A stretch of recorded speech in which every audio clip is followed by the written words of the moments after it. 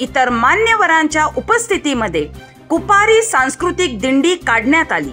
त्यावेळेला कुपारी पारंपरिक वेश परिधान केलेल्या स्त्रिया लाल लुगडे, बोरमाळ आणि इतर पारंपरिक दागिने तसेच पुरुष मंडळी पोण्या म्हणजेच धोती, ओव्हरकोट म्हणजेच कब्जी आणि लाल टोपी अशा पारंपरिक वेशात नाचत गात मोठ्या आनंदात दिंडी सोबत त्यांचे आगमन झाले।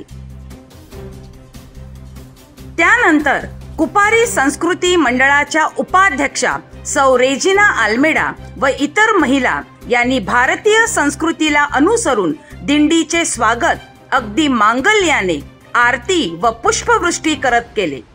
दिंडीचे आगमन होताच फादर व इतरांच्या कपाळी टिळा लावत मराठी संस्कृतीप्रमाणे स्वागत केले गेले।